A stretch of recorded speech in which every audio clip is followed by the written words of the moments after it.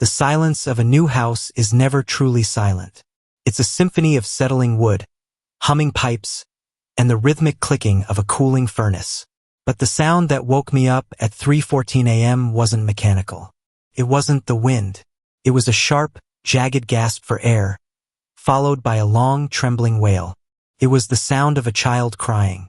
I stayed frozen under the duvet, my breath hitching in my throat. Beside me, Clara was a motionless silhouette, her breathing deep and rhythmic.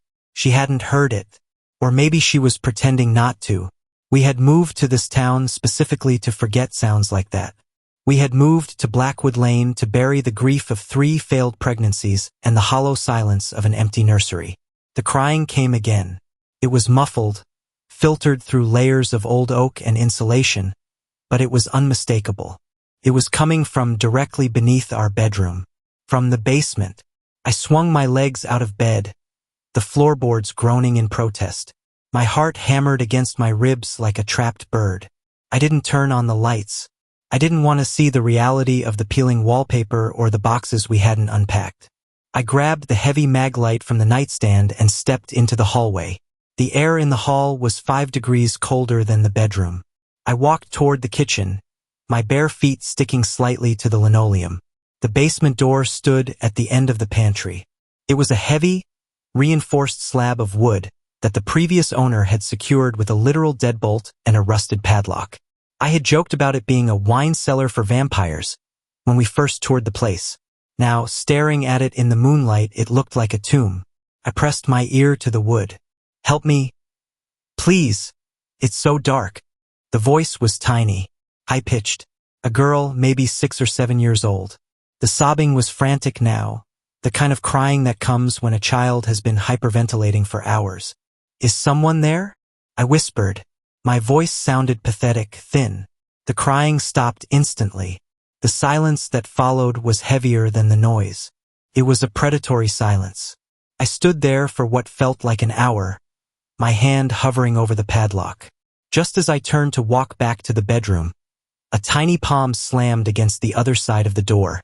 Thump! I jumped back, nearly tripping over a stack of moving crates. "Julian!" I spun around. Clara was standing in the kitchen doorway, her face pale, her eyes wide with a mixture of fear and exhaustion. "Did you hear it?" I asked, my voice trembling. "Hear what?" She walked toward me, her arms wrapped around her waist. "You're shaking, Jules. It's just the pipes. The realtor said the plumbing in these old Victorians is notorious." "Clara, it wasn't the pipes. It was a girl. She was right there. She asked for help." Clara looked at the padlocked door, then back at me. A look of profound pity crossed her face, the kind of look you give someone who is losing their mind. "There is no one in this house but us. We checked every inch before we signed the papers. You're stressed. The move, the new job, the anniversary. The anniversary. 2 years since the last miscarriage. The one that nearly took her life." "I know what I heard," I snapped, perhaps too harshly. "Then open it," Clara challenged, her voice dropping to a whisper. "Open the door, Julian. Show me the child." I looked at the padlock. The key was in the junk drawer near the sink. I reached for it, my fingers brushing against the cold metal. But as I pulled the key out, a thought stopped me. What if there was a child? How did she get in? And more importantly, why did the previous owner lock the door from the outside? I didn't open it that night. I let Clara lead me back to bed. But as I closed my eyes, I heard it again. Not a cry this time. A laugh. A wet, bubbling giggle that seemed to vibrate through the very mattress I lay on. The next morning, I went to the local library. I needed to know who lived in the house before us. The previous owner was a man named Thomas Miller, a retired clockmaker who had lived alone for 40 years.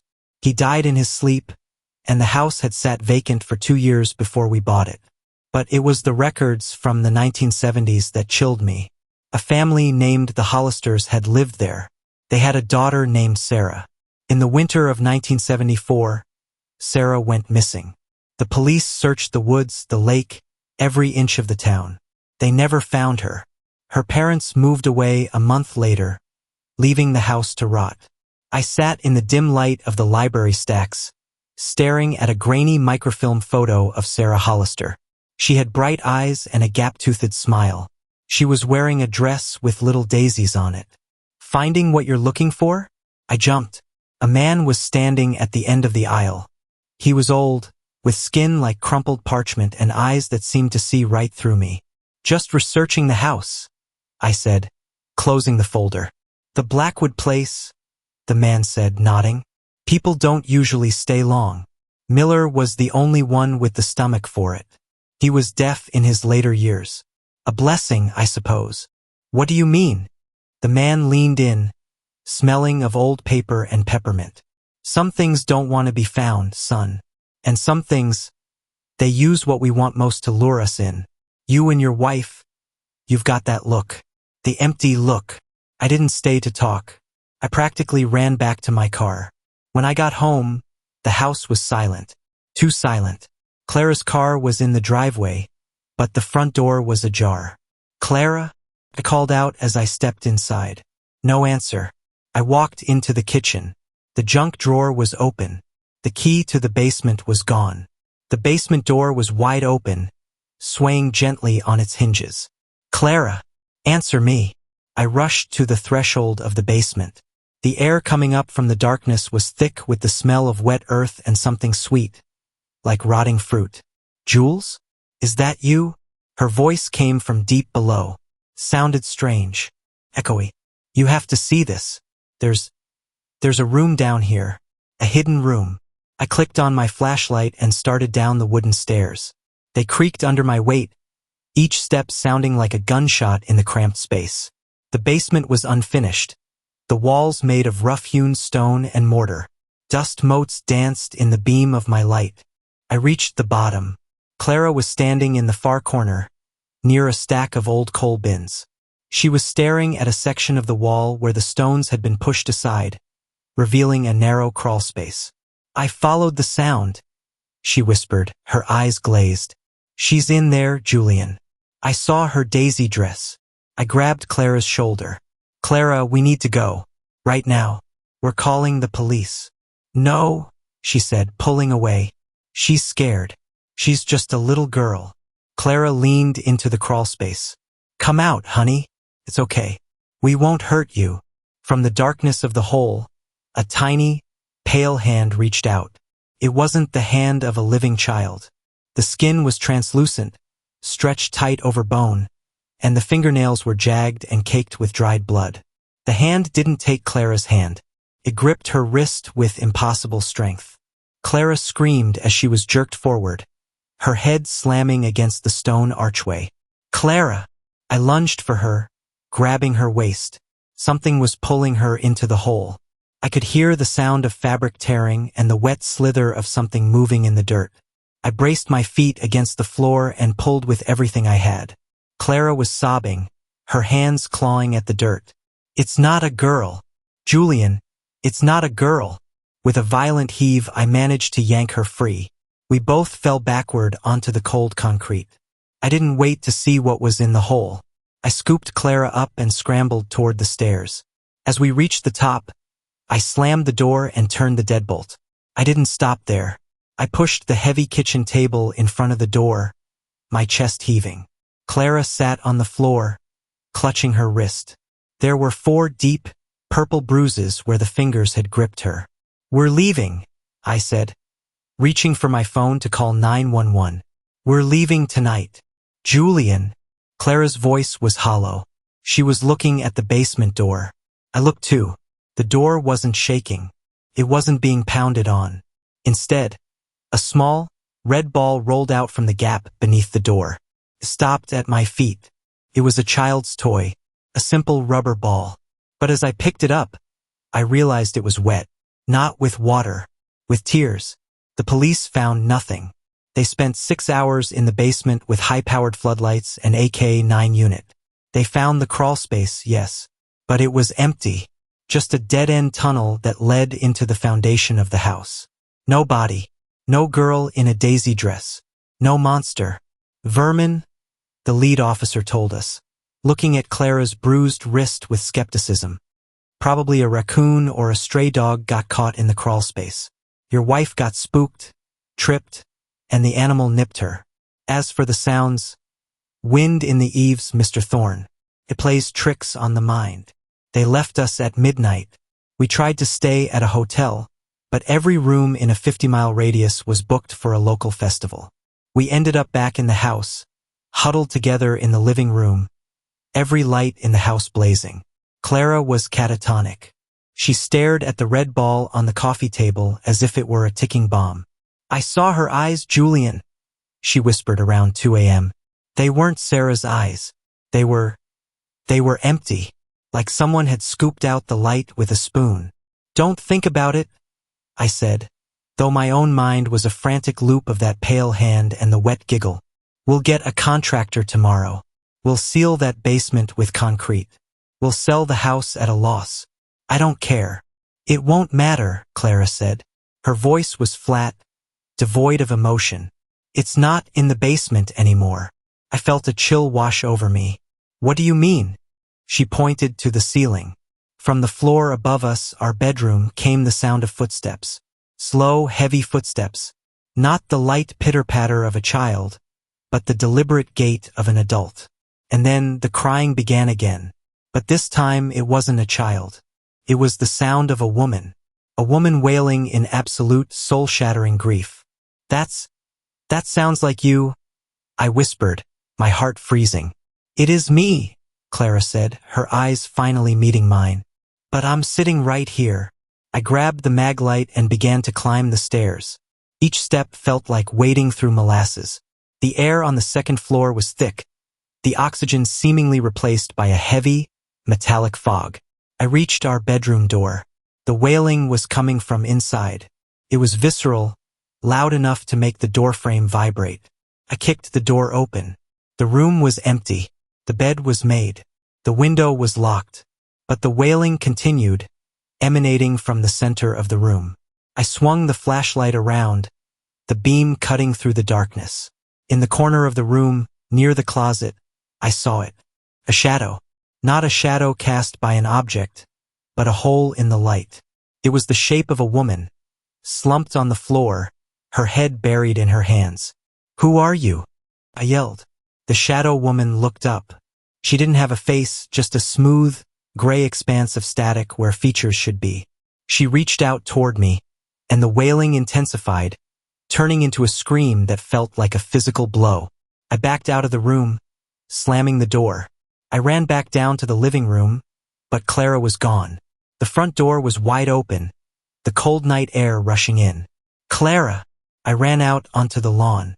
The street was deserted, the Victorian houses of Blackwood Lane standing like silent sentinels. I saw her at the edge of the woods, her white nightgown glowing in the moonlight. Clara, stop! I caught up to her just as she entered the tree line. I tackled her, bringing us both down into the damp leaves. Let me go!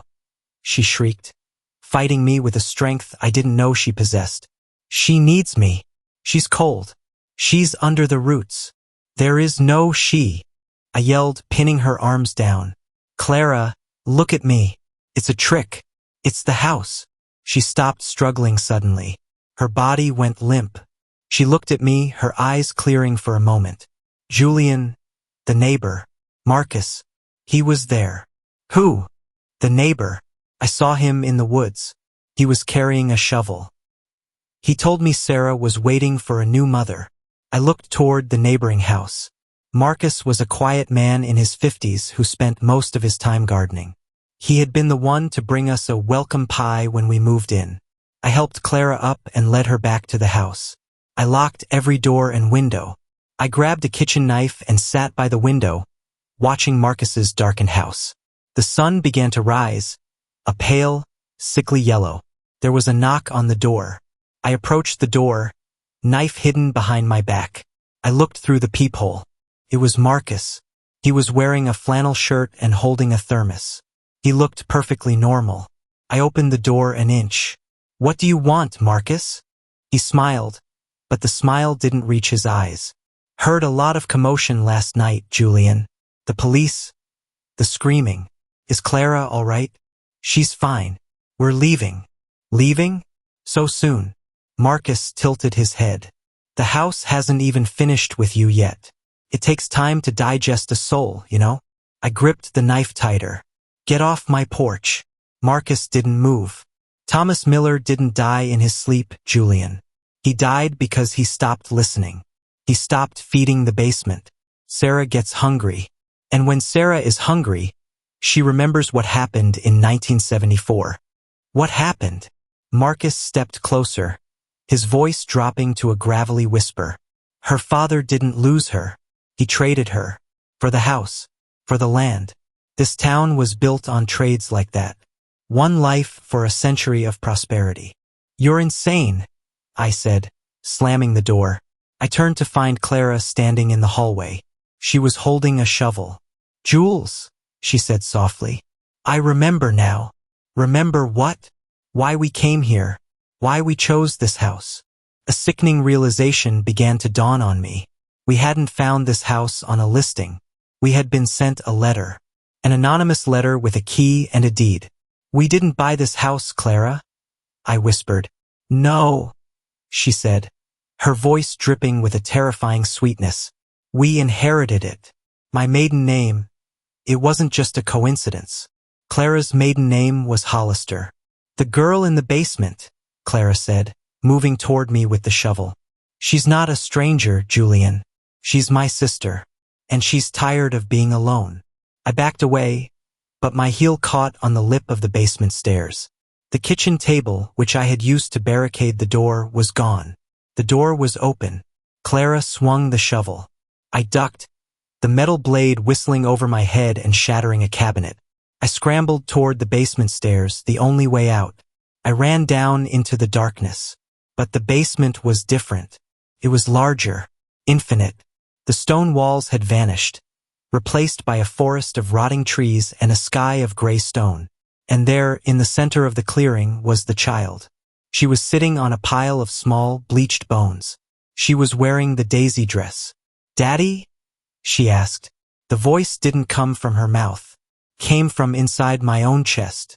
I'm not your father, I gasped, falling to my knees as a sharp pain lanced through my heart. The girl stood up. Her face began to shift. It turned into Clara's face. Then my mother's face. Then a face I recognized from a mirror I hadn't looked into for years. You brought the gift, the girl said, pointing to the red ball in my pocket. The gift of a life. I looked back at the stairs. Clara was standing at the top. But she wasn't Clara anymore. She was a shadow, her face a gray expanse of static. The trade is made. Clara's voice echoed through the stone forest. 1 for 1. I felt the ground beneath me soften. I was sinking into the wet earth. Wait, I screamed. I can give you more. I can bring others. The girl smiled. It was a beautiful, terrifying smile. You already did, Julian. You brought yourself. As the dirt filled my mouth, I heard a final sound. The sound of a baby crying. A new life. A new trade. I woke up on the kitchen floor. The sun was streaming through the windows. The birds were singing. The kitchen table was back in its place. The basement door was closed and locked. I sat up, my head throbbing. It was a dream. It had to be a dream. A vivid, stress-induced hallucination triggered by the move and the trauma of our past. Clara? I called out. She walked into the kitchen, wearing a bright yellow sundress. She was humming a tune I didn't recognize. Morning, sleepyhead, she said, kissing my cheek. You fell asleep on the floor while checking the pipes. I told you to take it easy. I looked at her wrist. It was smooth. No bruises. Clara? Did the police come last night? She laughed. A light, tinkling sound. Police? Why would the police come? We had a lovely dinner and went to bed early. I stood up, shaking. Was I losing my mind? Had the last 48 hours been a complete fiction created by my broken psyche? I need to check the basement, I said, my voice cracking. Oh, Julian, don't bother. I already had Marcus help me move those old coal bins this morning. It's much cleaner now. Marcus was here? Of course. He's such a helpful neighbor. I walked to the basement door. I reached for the key in the drawer, but the drawer was empty. "The door is open, honey," Clara said, not looking up from the coffee she was pouring. I pushed the door open. The stairs were new, polished oak. The walls were painted a soft, warm cream. The basement was no longer a dark, damp tomb. It was a finished den. There were bookshelves, a comfortable sofa, and a plush rug. In the corner there was a nursery. A white crib stood under a soft lamp. A mobile of little wooden birds rotated slowly. "Go on," Clara whispered from behind me. "See for yourself." I walked toward the crib, my heart hammering. I looked inside. There was a baby, a beautiful, sleeping baby boy. He had a tuft of dark hair and tiny, perfect hands. "His name is Julian Jr.," Clara said, leaning her head on my shoulder. "A gift from the house." I reached down to touch the baby's hand, but as my finger brushed his skin, I felt a familiar chill. The baby's skin wasn't warm. It was cold, cold as stone. The baby opened his eyes. They weren't blue. They weren't brown. They were gray static. I tried to pull my hand away, but the baby's tiny fingers gripped my wrist with the strength of a vice. I looked at Clara. Her face was melting. The skin was sliding off her skull like hot wax, revealing the gray, featureless expanse beneath. "The trade is never over, Julian," the thing that looked like my wife said. "It just moves to the next room." I looked back at the baby. He wasn't a baby anymore. He was a mirror. I looked into his eyes and saw myself. Not the myself that was standing in the basement, but the myself that was still under the tree line, buried in the wet earth, screaming for a god that had long ago abandoned Blackwood Lane. I realized then the final, horrific truth. I wasn't the man who survived the basement. I was the memory the basement had kept. The real Julian was still in the dirt. The real Clara was gone. I am just a ghost, wearing a dead man's skin, living in a house built on the bones of children, waiting for the next family to see a for sale sign and dream of a fresh start. And then I heard it, the sound of a car pulling into the driveway. A young couple, looking at the Victorian fixer-upper with hope in their eyes. I smiled, my face cracking like old plaster. I walked to the pantry and picked up the red ball. I went to the basement door, locked it, and waited. The sound of the child's crying begins again, louder than ever. "Help me, please. It's so dark." I sat down on the bottom step and joined her. Because in the end, the only thing worse than the sound of a child crying in the basement is the sound of the person who finally answers.